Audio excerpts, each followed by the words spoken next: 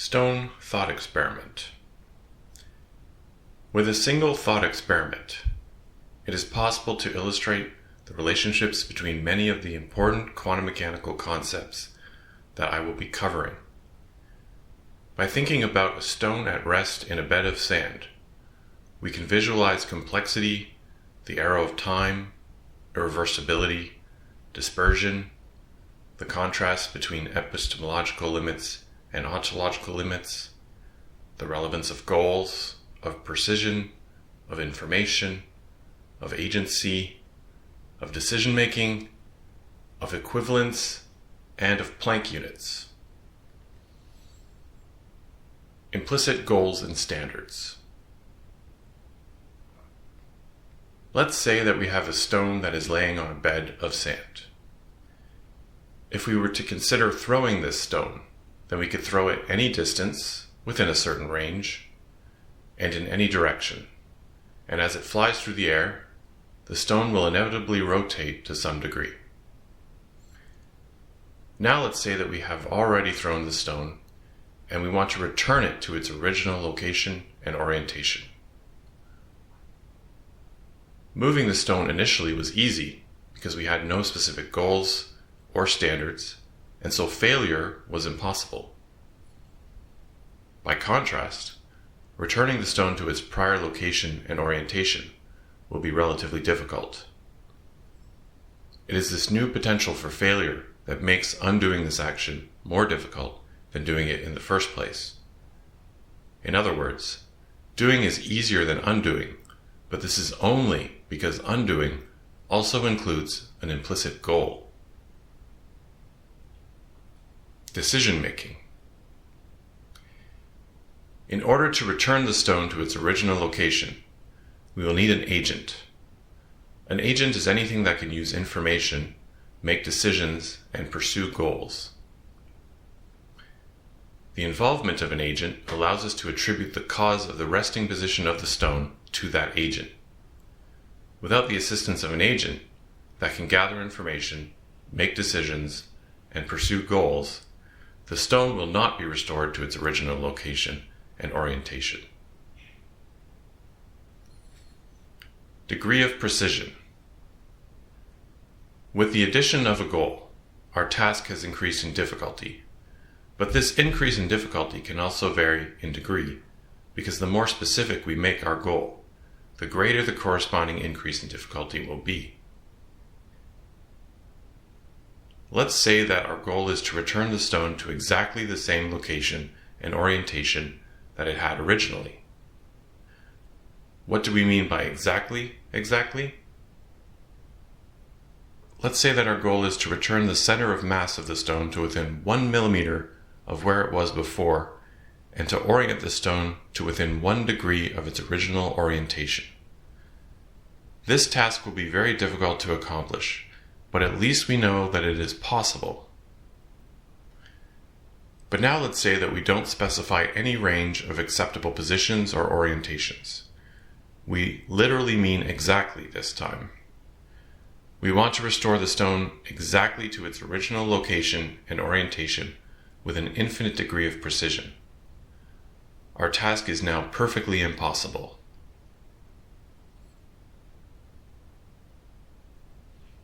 Ontological versus epistemological. Let's compare the following 2 questions that we might be interested in. 1. How many possible locations or orientations could a stone occupy in principle? 2. How precisely can we know, or how certain can we be about the actual location or orientation of a stone? The first question is ontological in nature, whereas the second question is epistemological in nature. The first question is about objective reality, while the second question is about what we could know about objective reality. In the first question, we are considering what is possible in a more abstract and universal sense, and in the second question, we are considering what is possible only in this specific case, and this possibility is merely a result of the limitations that are placed on our knowledge of what the actual state of the stone is. Ontological questions are questions about what really exists, whereas epistemological questions are questions about how knowledge is obtained. Another way to put this would be to say that ontological questions are questions about the terrain, while epistemological questions are questions about mapping the terrain. It would be very strange if a limitation on knowledge could cause a limitation on existence, and so we should be careful not to make the mistake of confusing the properties of our map with the properties of the terrain. The epistemological limits in this scenario may incorporate such factors as the size of the grains of sand, the blurriness of our vision, or the accuracy of our memory. Why should we speculate about anything that we cannot confirm? Why should we postulate anything that we cannot observe? These are both important questions, but they must not lead us to prematurely conclude that nothing actually exists outside of what we can know. If we cannot differentiate between potential in the ontological sense and potential in the epistemological sense, then we are setting ourselves up for confusion. In either case, we are talking about what we imagine to be, but in one case we are thinking about what might really be, and in the other case, we are thinking about what could have been but isn't. Sadly, many physicists have been inoculated against recognizing and appreciating the distinction between epistemological and ontological questions. Prominent physicists such as Leonard Susskind explicitly promote this form of self-induced ignorance. This particular attitude makes a lot of sense because the capacity to distinguish between epistemological and ontological questions is inherently corrosive to Leonard Susskind's idea that the universe is, in some sense, a holographic projection. Prejudicially primed with the notion that this distinction is purely metaphysical, it is widely considered to be of no relevance to a good physicist. The popularity of this misguided aversion to metaphysics is unfortunate, because the distinction between epistemological and ontological questions is immensely important in those special contexts where it does become relevant. Planck units. The strange idea that has emerged is that if we can just answer the epistemological questions, then we have already answered the ontological questions, and so there is no need to pose these two types of questions separately. It is understood that if we can work out precisely how precisely we can determine the location of a stone, then we can also use this epistemological information to determine precisely how many possible locations the stone could occupy.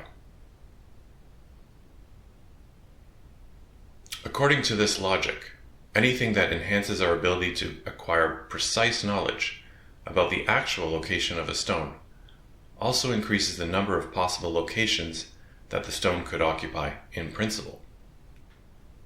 Similarly, it is assumed that anything that limits the precision with which we can measure the location of the stone must also limit the number of possible locations that the stone could occupy in principle. Exactly the same now means close enough such that we are unable to confidently detect any difference. A Planck unit would then be the size of this minimum threshold, beyond which we are not able to detect any difference.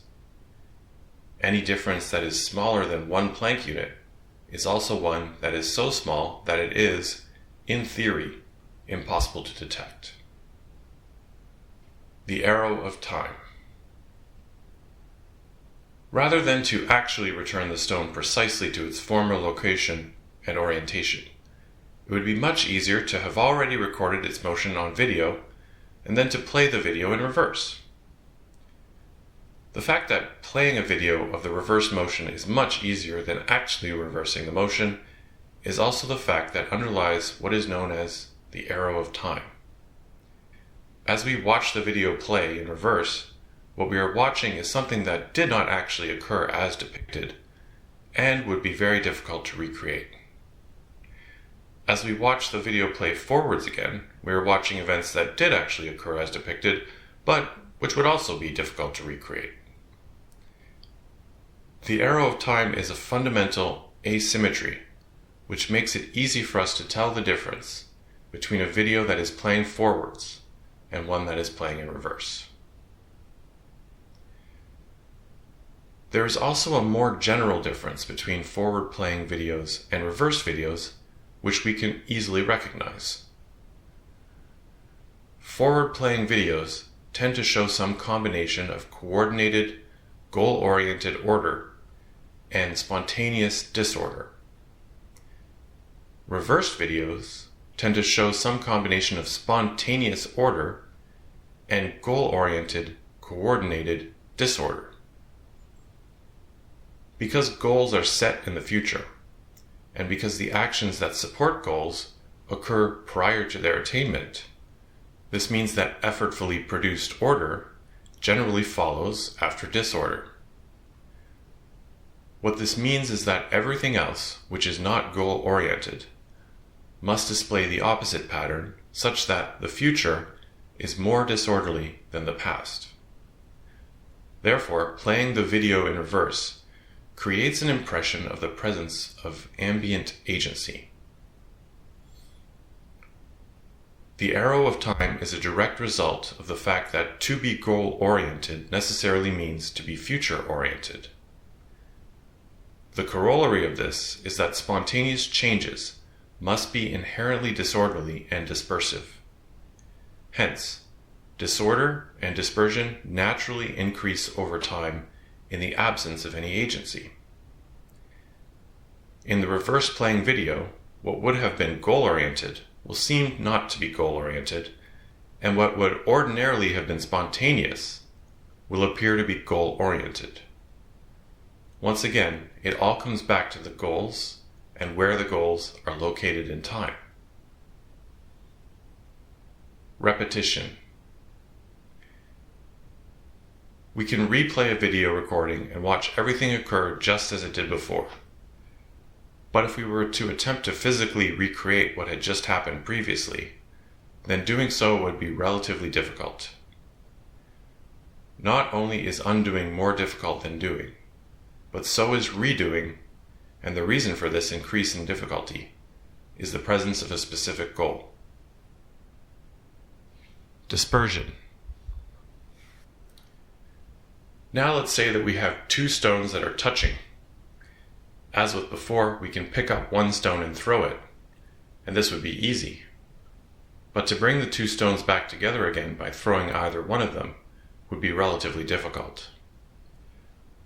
Now that we have two stones, it is also relatively easy for us to see whether or not our goal of bringing the stones back together has been met, because we have a convenient reference point. In other words, dispersion is easy, but gathering is hard. What makes both doing and dispersion easy is the absence of a goal. And what makes undoing, redoing, and gathering together difficult is the presence of an implicit goal. Probability. One way of understanding difficulty is by reference to the probability of success. All else being equal, a smaller probability of success corresponds to a higher degree of difficulty. However, all else is not always equal. Destruction and complexity. If we have 100 stones, then we can organize them into some orderly arrangement. Doing this is difficult, it requires work, and it also requires a goal. By contrast, to scatter the stones into a random configuration is relatively easy. Random scattering is a more abstract form of dispersion, but the two ideas are very similar. Equivalence. Let's just say that our 100 stones are so similar looking that we cannot tell them apart. Should the fact that we regard these 100 stones as indistinguishable also lead us to regard them as equivalent and interchangeable? Whether or not we regard these stones as all equivalent and interchangeable should depend on our specific goals. We should not regard them all as equivalent and interchangeable for all intents and purposes, and then just leave it at that. In other words, there is significant ambiguity with the idea that these stones are all identical or the same. Each of these 100 stones does have its own unique history and its own unique location on this bed of sand. If we were to swap the locations of any two stones by moving them, then should we say that no change has occurred? It is possible to swap the locations of any two stones even if we have no way to tell the two stones apart from one another. Whether or not we consider the stones to be equivalent and interchangeable depends only on our specific goals. The general concept of equivalence does not depend on our ability to tell the stones apart by examining their features. The two stones could be regarded as equivalent for some purposes, while also being regarded as distinguishable for other purposes. This concept of equivalence will become relevant as we consider how the concept of entropy is currently measured and defined. If we regard all of the stones as equivalent and interchangeable, then anything that we decide to construct with them will become much easier to create, merely because our goal has become less specific. It no longer matters which stone is placed where, because all that matters is the overall geometric shape that is created. Similarly, if we regard all of the stones as equivalent and interchangeable, then our probability of success will also increase significantly if our goal is to restore those stones to some previous configuration.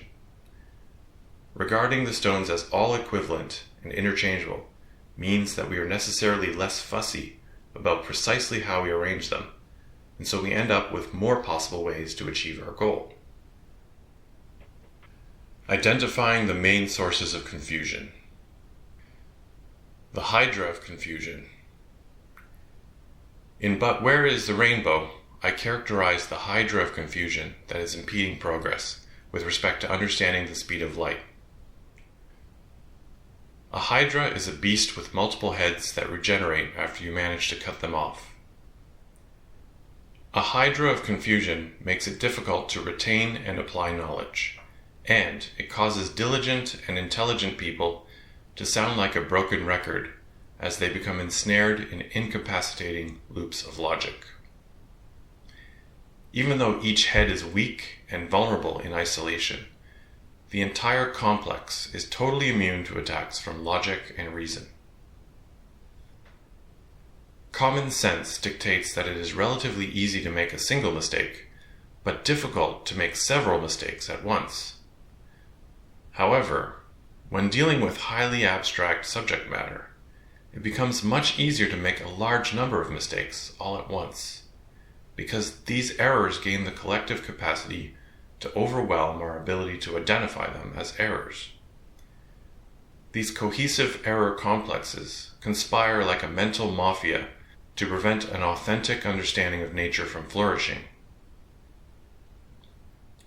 We sometimes call these cooperative constellations of errors paradigms or ideologies, but I prefer to use the Hydra analogy in order to emphasize their dynamic and adaptive nature. Mistaking the map for the terrain.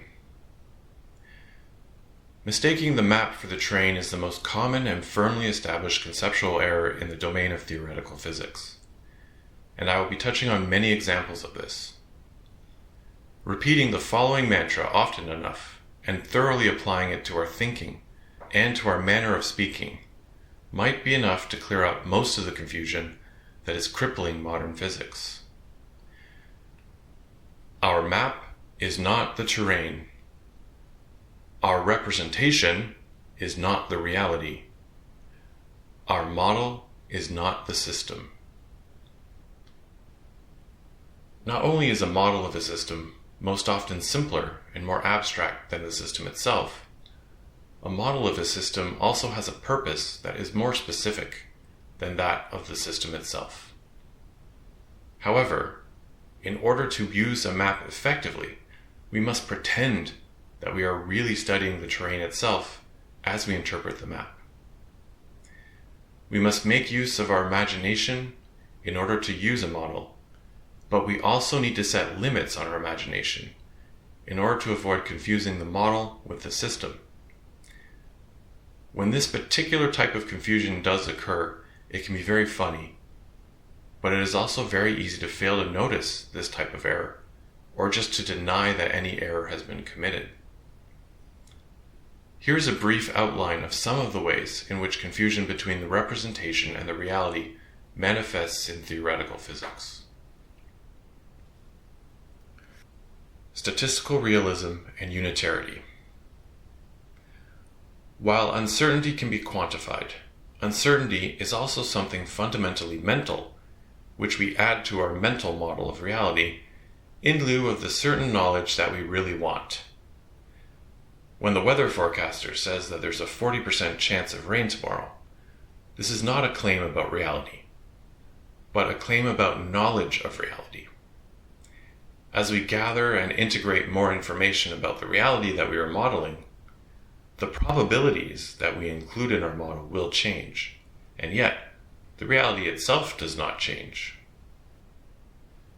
Confusing our model with the corresponding reality leads to the implicit idea that probabilities are concrete, objective, and static features of reality, which do actually exist outside of our model.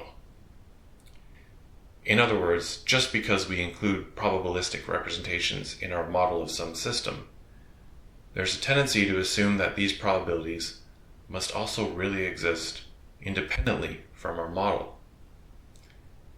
This same mistake also manifests in the belief that objective randomness exists, in the belief that information entropy exists outside of information systems, and in a blurring in the distinction between quantum information and Laplacian information. Elemental equivalence. This is the idea that all particles of the same type should be considered to be equivalent and interchangeable for all intents and purposes. Therefore, if we were to rearrange the positions of any set of equivalent particles, then we would have done absolutely nothing. Particles are thereby reduced to mere symbols or token representatives. The implicit logic is that because the representations in our model of reality do not change as we swap the locations of equivalent particles, therefore, the reality does not change either. Laplacian determinism. Laplacian determinism is the idea that if we could construct a complete model of the entire universe with absolutely perfect precision and detail, then we could also use such a model to mathematically predict the future and to mathematically reconstruct the past with perfect precision and accuracy. At this point, our knowledge would be complete, and there would be nothing more to learn. In other words, if a model of the universe could tell us everything that there is to say about the universe in the present, then it would also be able to tell us everything that there is to say about the past and the future. This is where the idea that Laplacian information is conserved comes from, meaning that Laplacian information cannot be created or destroyed. Reality is construed as a finite and complete model unto itself, which does not depend on an inflow of information from any source that exists outside of the model. Causal pathways cannot terminate either in the future or in the past according to this common view. Sometimes this idea is presented along with the claim that time is an illusion because the entire future and past are presumed to be available in the present. In other words, because we imagine that the entire universe could be modeled in principle, and because we imagine that such a model would be a deterministic model, we say that the entire universe is also deterministic and that information, the information that we would need for our model, cannot be created or destroyed. Hard determinism.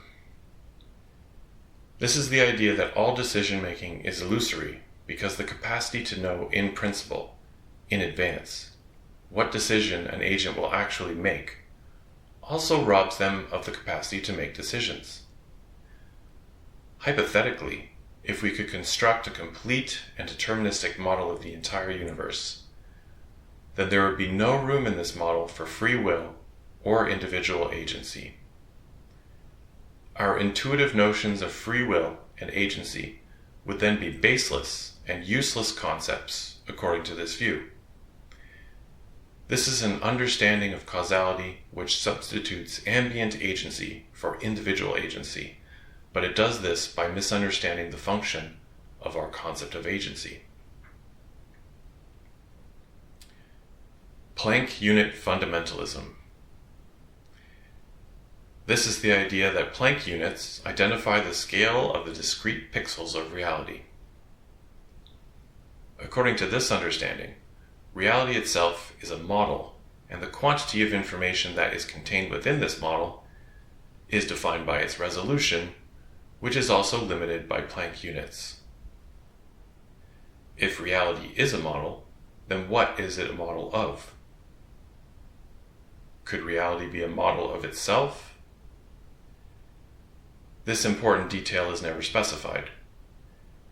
If we continue down this logical pathway, we eventually arrive at the holographic principle, simulation theory, and solipsism. Mathematical reductionism. After a certain point, the more we immerse our minds in the maths, the more we distance our minds from reality. Replacing natural language. Mathematical reductionism manifests as a tendency to regard a mathematical formula as sufficient for both the explanation and the comprehension of the relevant phenomena. On this basis, any idea that cannot be conveyed through the established language of mathematics is presumably superfluous and beyond the purview of science. Unfortunately, this attitude has permitted the application of mathematics in physics to evolve from its role in assisting with comprehension to that of replacing comprehension altogether.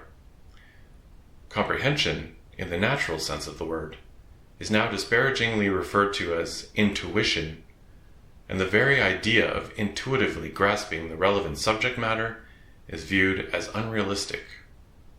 Instead, one merely memorizes and follows a set of accepted rules and procedures and grows accustomed to performing automatic calculations in the manner of a passive cog in a massive mathematical machine.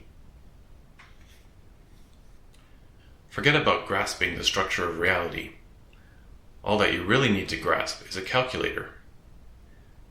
Now that we have mathematical models, it is thought that we no longer require the primitive mental models that we inherited from some combination of evolution by natural selection and experience. Our intuitive mental models are directly connected to concrete perceptions and actions, while the new models are relatively disconnected. This disconnection between the model and the reality sets up hurdles with respect to our capacity to make sense out of the physical phenomena. I believe that if a set of ideas has any tangible meaning, then it must be possible, in principle, to convey this meaning through the medium of natural language and/or imagery. There are no substantial ideas that can only be described via mathematical notation. While often concise and convenient, the use of mathematical notation is every bit as redundant as is the use of acronyms. Mathematical supremacy. With mathematics, we can fool ourselves in profound new ways that would have never been possible without mathematics. Our capacity to speak nonsense also increases exponentially as we become fluent in the language of mathematics. Am I being unfair? Perhaps, but I certainly do not want to contribute to the outlandish adulation for mathematics that has become normal in theoretical physics. I hope that by highlighting the dark side of mathematics, I might inspire some sobriety. Mathematics is often understood to be superior to natural language because it is more precise, more concise, and more abstract. An equation may appear to be simple because it is expressed with few terms and presented in an abbreviated form. But the full system of assumptions and additional conditions which makes it possible to interpret the equation as true may be vast, convoluted, and riddled with contradictions. Looking at the full system of ideas that surrounds and supports an equation is the only way to fairly assess a mathematically represented theory according to the principle of parsimony.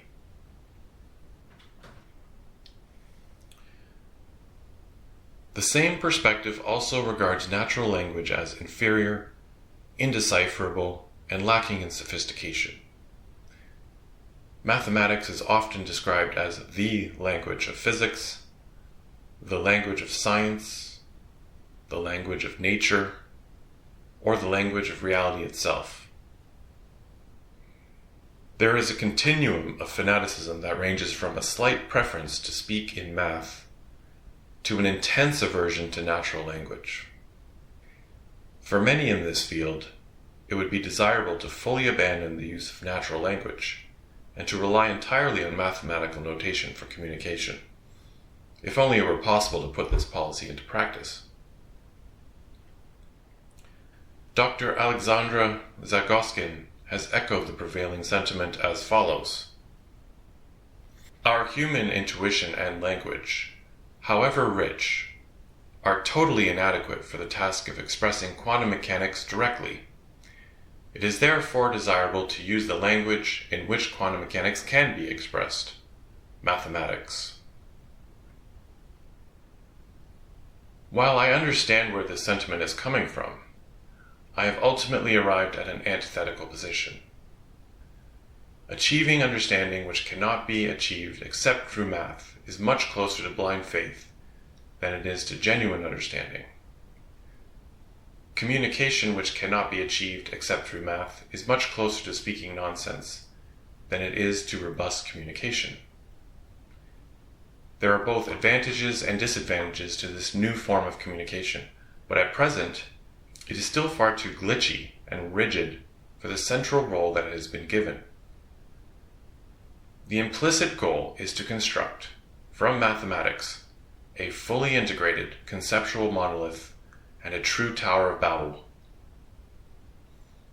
I am skeptical as to the wisdom of this totalizing goal, but the obscurantism that this project engenders is what strikes me as problematic. Cognitive specialization. It is no secret that collectively, lawyers and engineers are found at opposite ends on a cognitive spectrum. Those who have developed exceptional verbal eloquence tend to struggle to decipher complex equations, while those with high mathematical aptitude are like a fish out of water with respect to interpreting complex philosophical arguments. The need to specialize has created a palpable conflict between competence in mathematics and competence in natural language. In physics, this neurodivergence has manifested as a marked retreat into mathematics, but also in the proliferation of blatant errors in either semantics or pragmatics. What is regarded as an insightful and compelling argument to a philosopher may sound like mere poetry or word salad to a physicist. What appears as a stunningly beautiful equation or as an irrefutable proof to a mathematician may be indistinguishable from alien hieroglyphics to a professor of history. There are precious few unspecialized intellectuals who are willing and able to bridge this deep cognitive chasm. A refuge from pragmatics. In a purely mathematical mode of discourse, context doesn't matter and pragmatic considerations are irrelevant. All statements are regarded as self-contained and are either known a priori, true by definition, or false. Dealing with ambiguity and subjectivity can be deferred indefinitely. We don't even need to interpret our own equations because, presumably, our equations are always clearly understood and there's only one way to interpret them. Pragmatics is the aptly named branch of linguistics which studies how context contributes to meaning. Pragmatic competence includes an ability to understand implicature, relevance, and also nonverbal communication. A shared understanding of goals, intentions, and the dynamic conditions that contribute to relevance is a prerequisite for successful communication in all domains. Theoretical physics, as a discipline, has neglected both pragmatics and semantics in order to satisfy an ethos that produces ever-escalating demands for mathematical rigor. It is easy to keep pragmatics out of mathematics, but in order to apply the maths, or even to understand the maths, then we must eventually deal with the ambiguities of both pragmatics and semantics. One justifiable motivation for restricting communication to mathematical notation is to avoid the additional potential for equivocation. However, with respect to this goal, our efforts have not borne fruit because most of what really needs to be said about reality cannot be said efficiently or effectively in mathematical notation alone. A coherent system of communication that is free from pragmatics is just a fantasy that occupies the minds of those who find themselves at the profoundly nerdy end of the cognitive spectrum. Seeking refuge in the maths is a way to temporarily avoid dealing with pragmatics, and ultimately, this is not a sustainable practice. Mistaking the model for reality. On the one hand, it is widely understood that a mathematical model is just a model, and yet, this fact is also very easy to neglect. Whenever it is forgotten that we are talking about models only, absurd conclusions tend to follow. For example, it has become customary to view uncertainty as a mind-independent entity, just because a probability can be represented with a numerical value. There is also a consensus around the idea that imaginary numbers and complex numbers are real just because they are used in quantum mechanical calculations. So-called virtual particles are also considered by many to be more than just the rough mathematical tools that are used to efficiently describe a complex particle interaction. Whenever someone attributes the cause of an empirical observation to mathematics, they are implicitly confusing the map with the terrain. The universe does not actually solve equations. Math is not actually the language of the universe.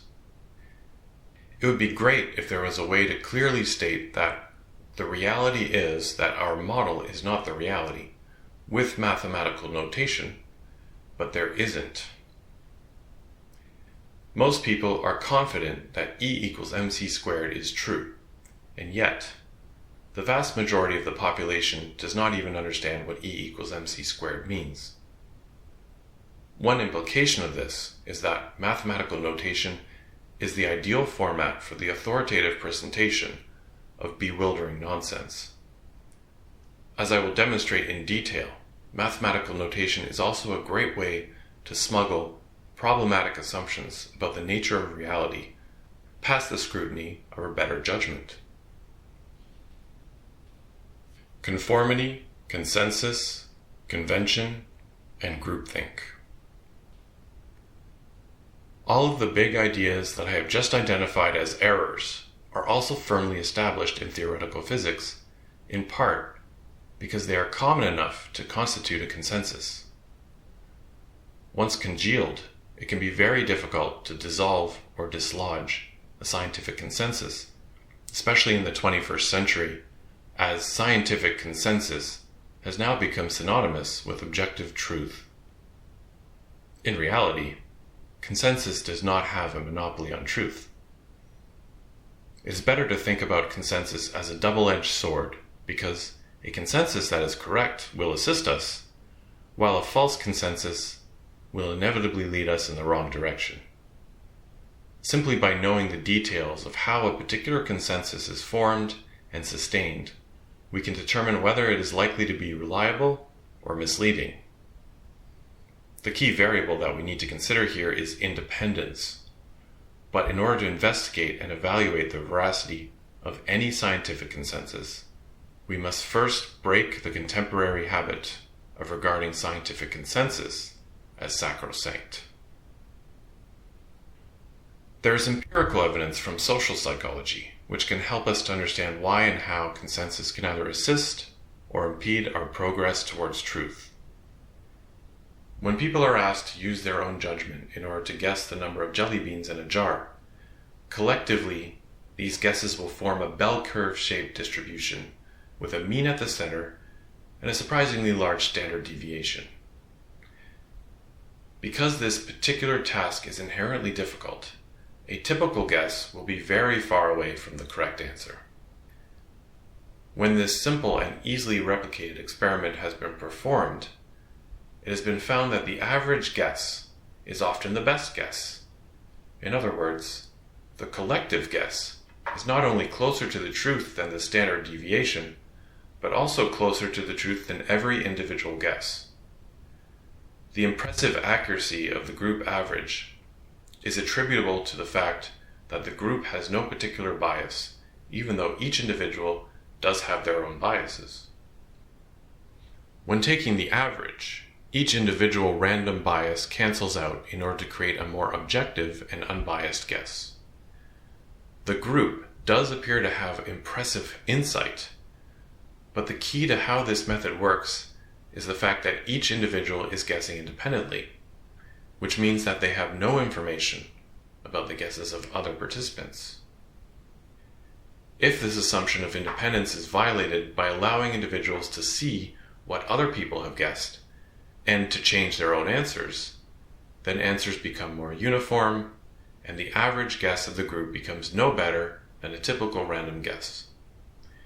Diversity has been replaced by conformity, and because the consensus is now self-aware, it becomes much more confident and also much more incorrect. How could so many smart people be so wrong for so long?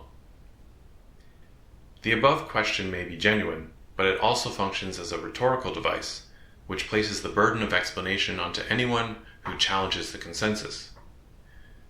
Arguments that would be correctly identified as sophistry when committed by a single individual are unfairly granted an air of legitimacy when adopted by convention. When presented with what appears to be institutionally endorsed bafflegab, one is inclined to wonder how it could be that so many smart people could be wrong. One potential answer to this question could be that this collective of intellectuals is correct because they either know or understand something that outsiders do not. But the alternative hypothesis would be that the consensus is actually a product of groupthink.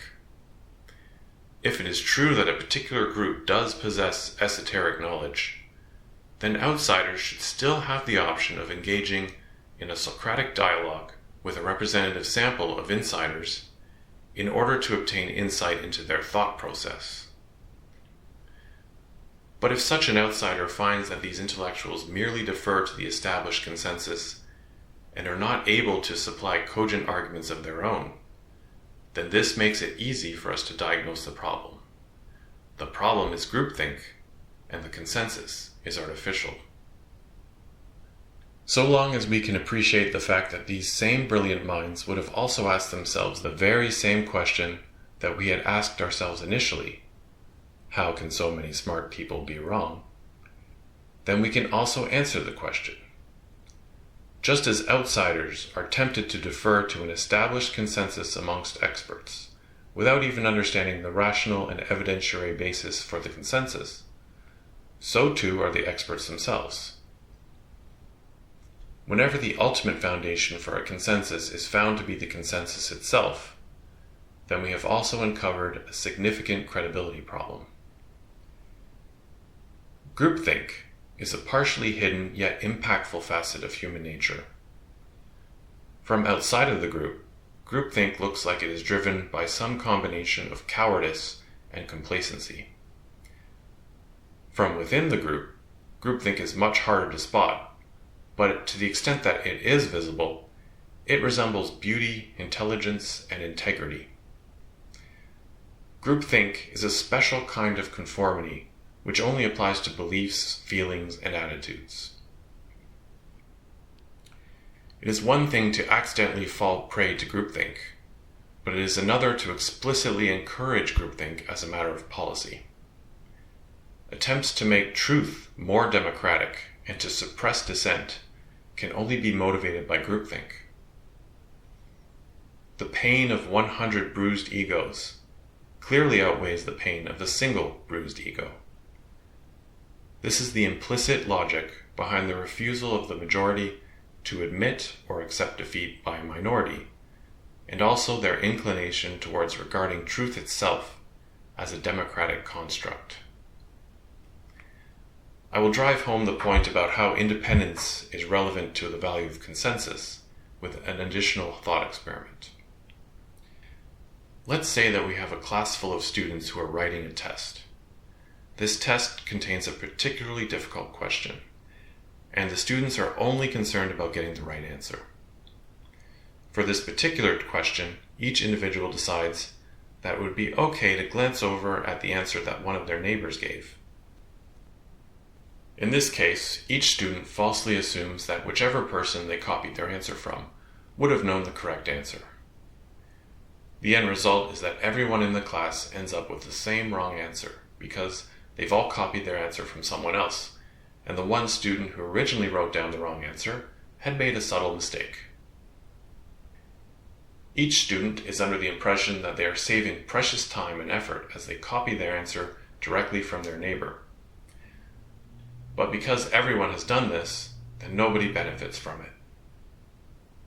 More generally, relying on consensus works wonders for the individual over the short term, but it is detrimental to the collective, and it is not sustainable over the long term. Fostering an ethos that promotes independent thought and critical thinking is necessary for growth and progress. Discouraging critical thought is both a cause of and a symptom of intellectual stagnation and decline. Pure imitation is not the only way in which consensus around a particular question can emerge, but it is important to keep in mind that imitation is the default social dynamic. In order to make this test-taking scenario more analogous to what actually occurs in academia, let's say that the students are also granted the ability to cast a vote on what the correct answer should be. We might call this truth by mere convention. Now, everyone in the class would also be correct by definition, despite having written down an answer that is objectively false. Each student would now be recognized and graded as if they had knowledge and understanding that they clearly do not have. Instead of arriving at the correct answer themselves, each student has outsourced their understanding to the group, and this is the rational thing to do in this situation, because every student has been rewarded with good grades for their expeditious lack of effort. We cannot hope to achieve progress through resting on our laurels and universally venerating consensus. The recognition of consensus as an authority is a heuristic that is characteristic of decadence from a historical standpoint. The notion of deference to consensus is actually antithetical to reason itself, even though it does often seem to be the reasonable thing to do, depending on the circumstance. The reason for why there are two relevant formal logical fallacies, namely argumentum ad populum and the argument from authority, is that relying on authority and consensus, while convenient, is simply not a sustainable practice. But yet it has become fashionable to claim that science operates through the emergence of and deference to consensus around particular questions. The position of a consensus should only be persuasive if it has arisen as a result of genuinely independent thought. This dynamic creates an apparent paradox because the stronger our tendency to rely on consensus is, the less reliable consensus itself becomes. Peer review is a gatekeeping function which is also based entirely on consensus. In order to publish, a researcher must convince a panel of experts in a given topic area that their article has sufficient merit. If a sample of experts do not agree to publish a given article for any reason, then it will not be published. Ideally, rational argument and evidence would play a significant role within the peer review process. But in practice, rational argument and evidence do not have any final say with respect to the outcome of the peer review process. Rather than getting into the weeds of complex arguments and voluminous data sets, it is expedient to simply ask about how many people either agree or disagree with the conclusion without exploring how or why they have each arrived at their opinion. It is as though we now expect science to be democratic, just as our political institutions are. The rather exaggerated and almost mystical importance that is currently given to the peer review process is another manifestation of the deep reverence for consensus that characterizes the current era. Quote, "It should be made clear that majority opinion, no matter how important it may be for democratic government, should in no way be used as the criterion for scientific acceptability." Roger Penrose. Whenever dissent is actively discouraged, this answers our original question for us. Originally, we wanted to know how a consensus around a question could emerge and be sustained if it is ultimately false. If we look at what happens to people who doubt the consensus, and if we see that such people are derided, defamed, deplatformed, excluded, and just generally considered to be wrong or incredible, then that could very easily be the reason for why so many smart people are committing an identical set of errors. Wise people select their battles carefully. The mere existence of a consensus tells us nothing about how the consensus was formed, or how it is sustained. Although teamwork is important, once the pursuit of truth becomes a team sport, it also becomes an aggressive and oppressive spectacle. The irony of consensus is that it is only reliable to the extent that it has not actually been relied upon, and only credible because it has been given no credence. One can think of consensus as like a battery which can be charged via independent and critical thinking, but also drained through its use as a replacement for independent and critical thinking. Independent and critical thinking accomplishes all of the real work that is attributed to consensus.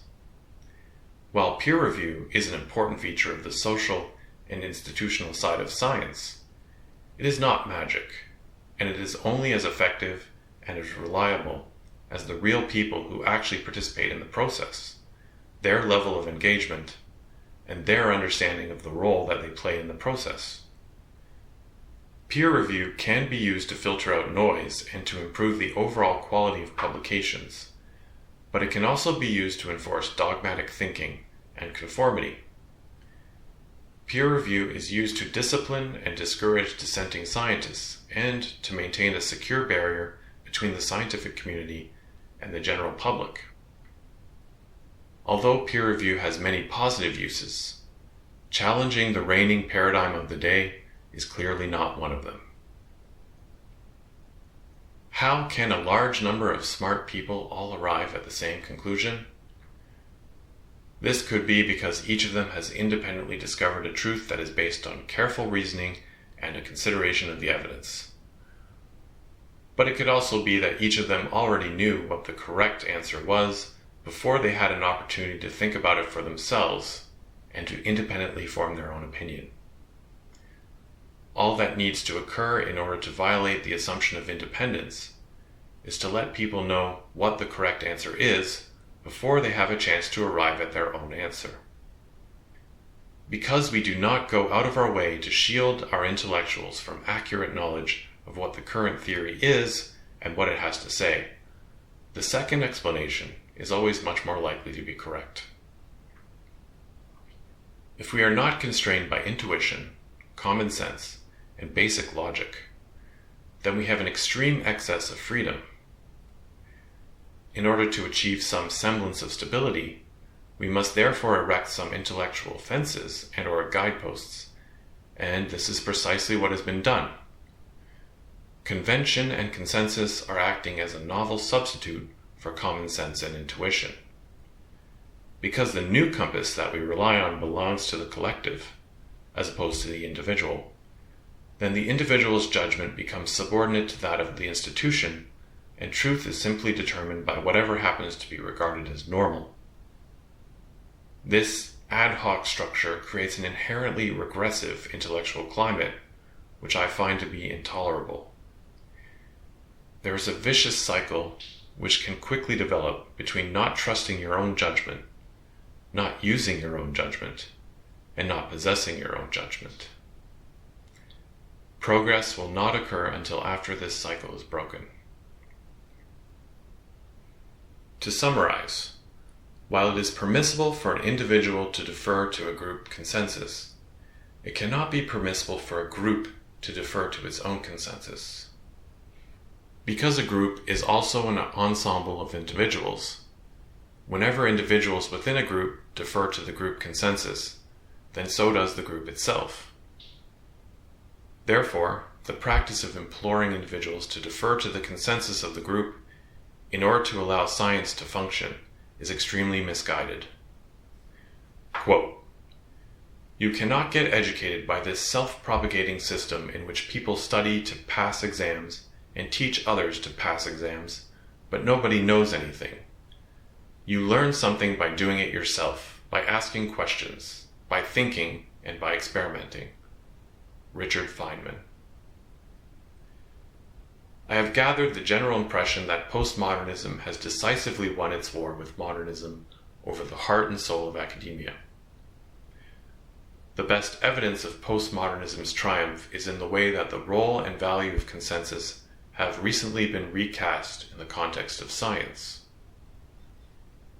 The explicit and universal veneration of consensus, in lieu of truth, is a new phenomenon in science which did not really exist prior to the science wars of the late 20th century. Currently, abject deference to consensus is also paired with rather candid attempts to manipulate and engineer the scientific consensus via the institutional structures of science in order to proactively modify specific beliefs, attitudes, and behaviors. In alignment with postmodernism, we no longer pursue or promote abstract goals like truth in academia. Instead, the goalposts have shifted towards the more tangible environmental, social, aesthetic, political, and economic goals. The upshot of this gradual reconstruction of education is that confusion often has more value than clarity does in relation to goals that are fundamentally political or economic in nature. When truth and clarity are extolled, scientific progress is slow and difficult. But when any other goal is actively pursued by science, decline is inevitable. For most of the scientists who are alive today, peer review appears as if it had always been with us. But the formal peer review process that we are familiar with today did not exist in science prior to the 1960s, and it didn't become conventional until the 1970s. I don't think that it is a coincidence that the birth of peer review in scientific journals has coincided with the death of scientific progress in theoretical physics. I think that it is safe to infer causality in this case.